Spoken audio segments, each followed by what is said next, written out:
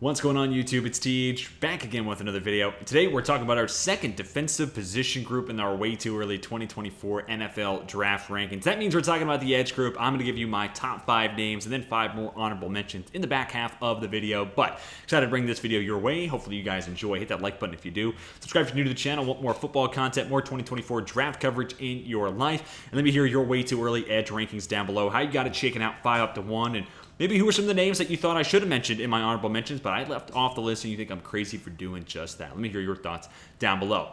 Let's waste no more time and jump right into it, starting with Ohio State's JT Tuamalo at 6'4", 270 pounds. A young guy, him and Dallas Turner, both guys that I'm really intrigued by where they go this upcoming season. They're both rising true juniors. Tuamalo, ideal size, plenty of power to win as a power rusher. Has a full arsenal of moves, which really stood out, especially as a guy who last year was a true sophomore. It's like, man, this guy's only got 2 years of college playing experience, and he looks that refined. He has that well balanced and that full of an arsenal. That's really impressive. And a really smart player, too. That definitely stands out.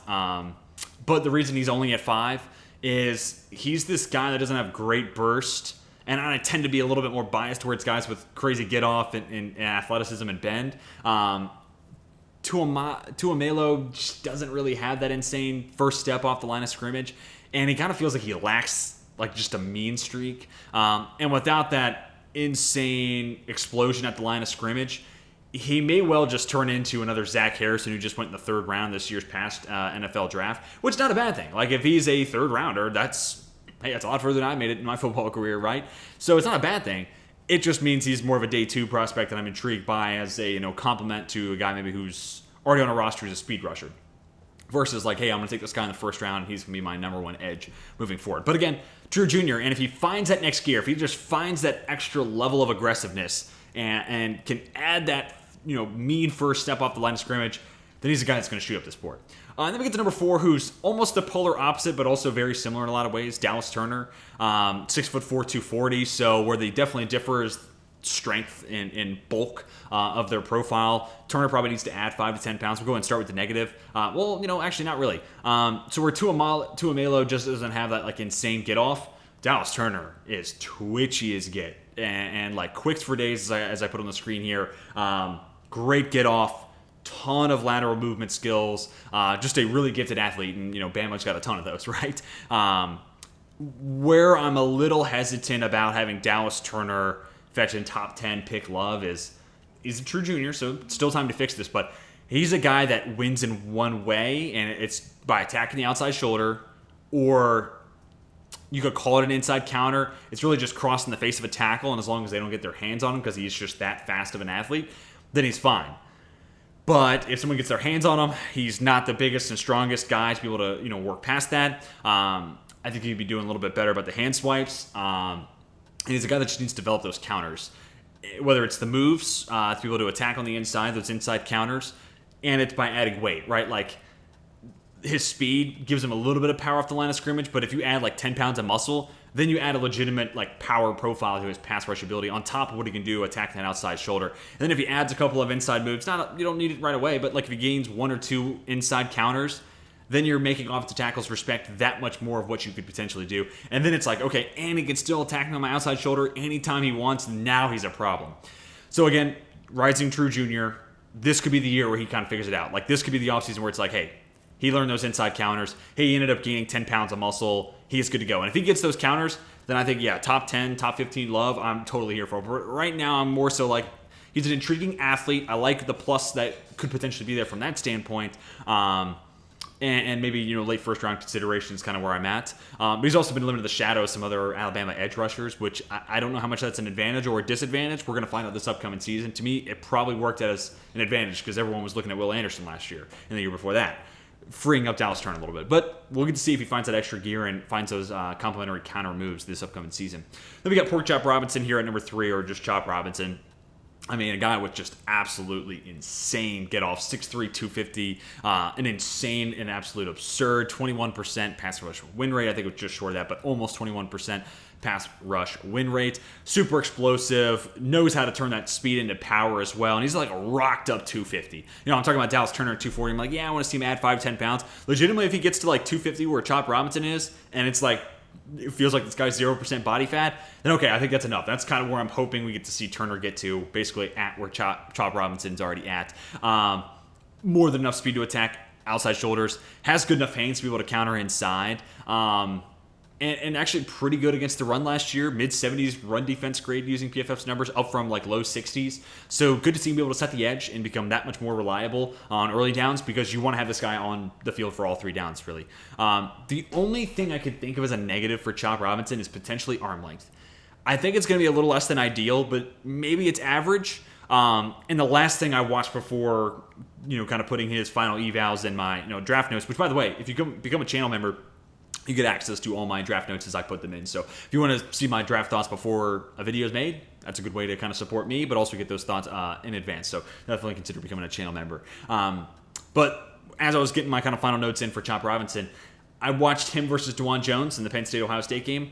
And, I mean, DeJuan Jones has got 99th, 100th percentile arm length for the NFL level versus college, So, yeah, he's a freak, and he's got pterodactyl wings for arms. And that was a problem for Chop. Like, DeJuan Jones was getting to him before Chop Robinson could even think about what move he wanted to give DeJuan. So that could be an issue. And even if it's not a god tier, insane arm length guy like DeJuan Jones, I could see guys who had that advantage on him really giving him some fits. So I want to see how that maybe changes this year, or if we see more of it this upcoming season. So it's kind of in the mixed column, because maybe, just DeJuan Jones is a bad matchup, but that's the one guy that's kind of got that leg up on him. And he's fine against, 90th percentile, 88th, 85th percentile arm length guys. It's just DeJuan Jones is an alien. If that's the case, then okay, cool. But if we see more of that, then we may see him flip places with Dallas Turner, maybe even a JT Tuimoloau. Let me get Latu from UCLA at number 2, 6'4", 265. And really, everything about Latu is just kind of NFL ready to me, and kind of ideal, to be honest with you. Ideal size, plenty of play strength, enough get off. He may be a step slow in his inside moves, but it's nothing too drastic. I don't think it's anything that's going to cost him anything crazy. Motor's off the charts, which kind of leads us into where we get to the negatives, because I look at Latu, and I'm like, this guy's ready to play in the NFL. Like, he's an NFL-ready edge rusher. So why go back? And also got a double-digit sacks on less than 500 snaps last year. So not only does he look like an NFL edge rusher, the numbers kind of back it up, like this guy could be special. So, getting over the negatives, we'll talk about this with Braylon Trice in the honorable mentions, but I mean, the Pac-12 is currently self-imploding right now, so winning in that conference, and it's still a Power 5 conference, it's better than some of the other guys, or, Jared Verse is number 1. If he was having his type of season at Albany as a Great Dane, you'd be like, yeah, well, small school. And Pac-12 is definitely a higher level of competition, not saying that it's not, but those tackles just aren't the same thing as, SEC and even Big Ten type of tackles. And he went from Washington to UCLA, so we've only seen him in the Pac-12. So that does give me a little bit of pause. I'm not really too worried, because I think the moveset is well-rounded enough and refined enough to where he'll be just fine. But, kind of talking about why he's not at Washington anymore and he's at UCLA, it's because he had to medically retire because of a neck injury. So, and it's funny, he wears number 15 for UCLA, same thing that Jalen Phillips wore. For Phillips, he was leaving Miami because of concussions, and he had to medically retire because of concussions. Latu was for a neck injury, which is, like, it's going to be curious to see how many NFL teams have him on his board, because he is one head neck injury away from plenty of bad situations, but let's just keep it at never playing again. And it could be even scarier than that. So how many teams even have him on the draft board? And then kind of the other kind of tic-tac stuff, because the injuries are the big thing. That's going to be a major red flag for a lot of teams.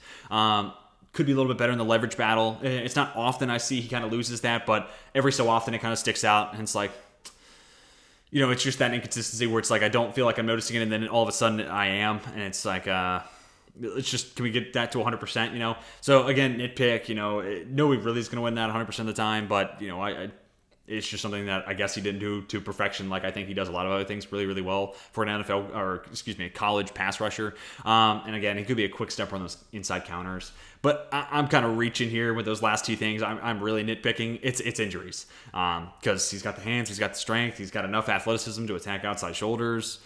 He's got a full arsenal of moves, knows how to play chess with an offensive tackle. He's got it. I'm curious to see how many teams have him even on their board. Then we get to Jared Verse, who I'm super excited to talk about. He would have been a top 10 pick to me last year, and I would have been shocked if he wasn't. He was shaping up to be edge 2 right behind Will Anderson, even past Tyree Wilson for me last year. Decides to go back to Florida State. It'd be a cool story. This guy who had no FCS offers, Division I offers, to then transfer from Albany to Florida State, chance to be a top 10 pick, decides to go back to school. If Florida State wins it all, that's going to be the guy the NCAA is trying to have on every front page, trying to have talk to every media person, because that is a really, really cool story. I definitely get the feeling that he thinks that the Seminoles could be something special this year. 6'4", 250, plays the run really, really well at that size. He is not like a speed rusher only. He has plenty of strength, plays the run really, really well for that size. And really, I'm looking at my notes now. It's speed, it's power, it's hand placement. It's a well-balanced move set. It's the level of competition. It's the run defense. It's everything you want in an edge rusher. And that's why, when I get to my big board, he's going to be top 5. I can't see a world where I have 5 players ranked ahead of Jared Verse. Again, he would have been a top 10 player on my board last year. And to be almost would have been a lock for a top 10 pick. I think this is just basically a season where, part of my concern about him going to Florida State is I could only see this going badly. Considering he probably would have been a top 10 pick last year. I'm just concerned. He was a little banged up last year getting into the cons. Was great those first 4 weeks. Injuries caught up and maybe lost a little bit of a step, kind of a reach there, but then ultimately missed some time. If he gets hurt again this year, then teams might see that as a trend. So again, I'm just kind of worried that's the only bad things could come from him coming back this year. But the flip side of that is he looks like he did the first 4 weeks all season long. Florida State wins a natty, and he becomes one of the faces of college football for a season, and puts himself easily in top 5 pick conversation, in top 5 pick almost lock territory.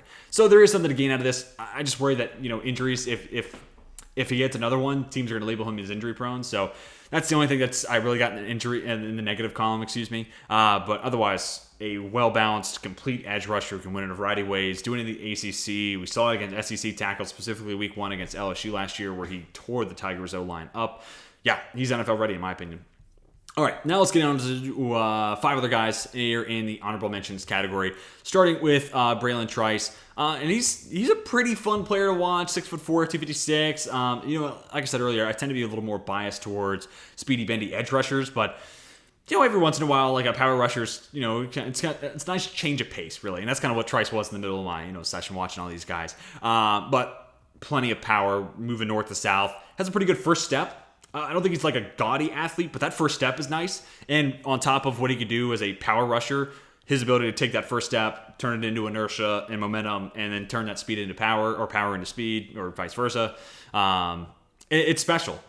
Now, when he turns that speed into power, it's against Pac-12 tackles, which, again, the Pac-12 is currently destroying itself from the inside. So how much does that mean? Do I wish I could see him in the SEC? Absolutely. But I work with the tape that I have, and he tears up Pac-12 tackles when it comes to a strength profile.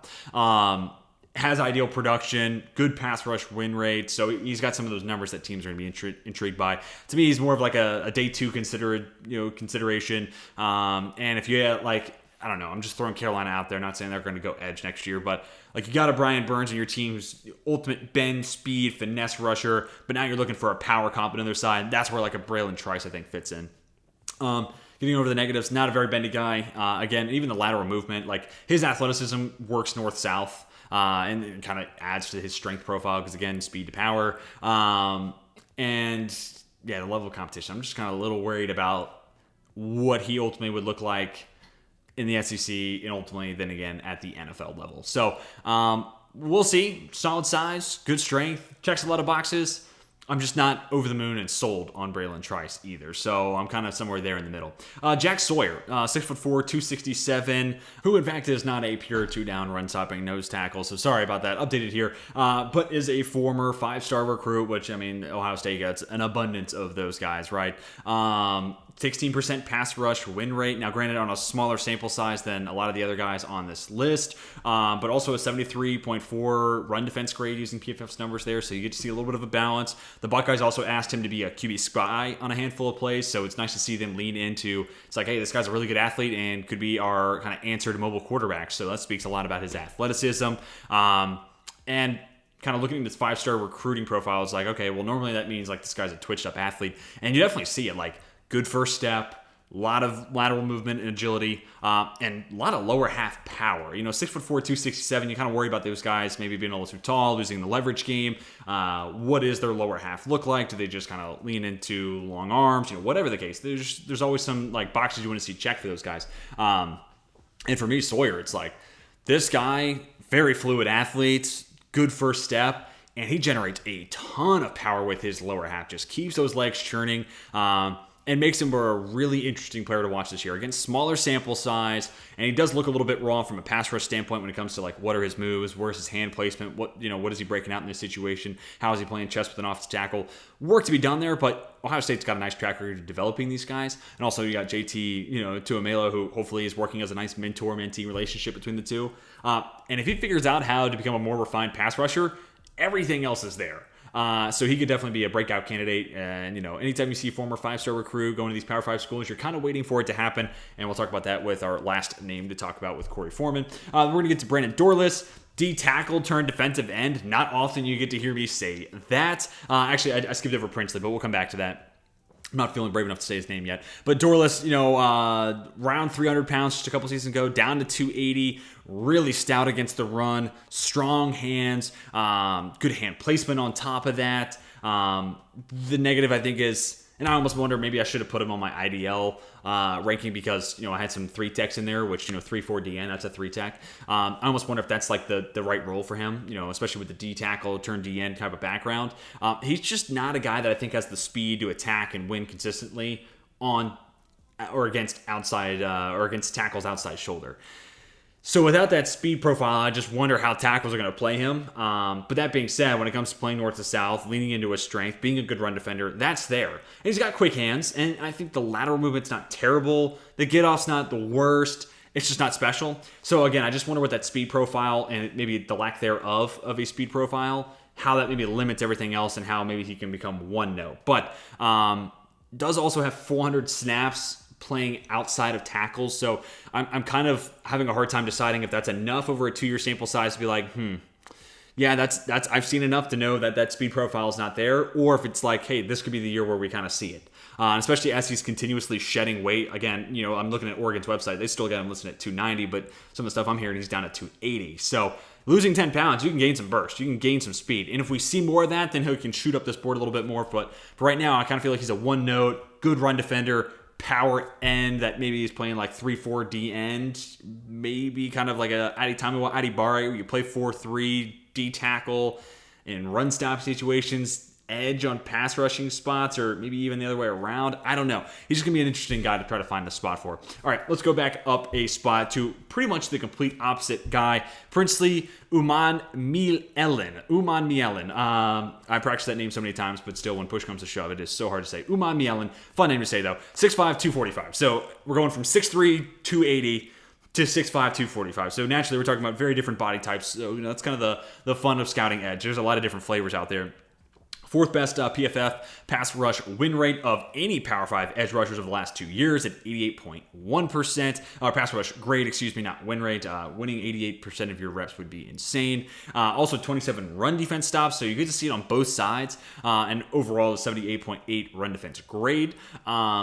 And you really see his athleticism when he's just trying to locate the football. He's a guy that, kind of bouncing the balls of his feet, trying to read and react to whether it's going to be, especially if it's an option play, watching him just try to find the ball and read the play.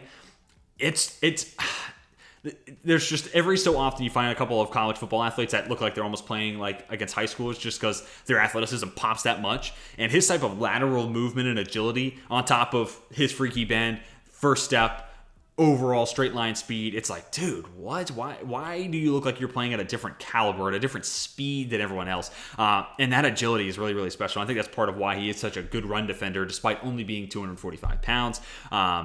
Getting over to the negatives, could be better about initiating contact. I'm going to be another guy where I'm curious about the arm length, because that's something where it's like from time to time, maybe he's just thinking he's got enough speed to win outside, and tackles get their hands on him first because he just kind of disregarded that part, and he just kind of put it by the wayside thinking he was going to win with speed.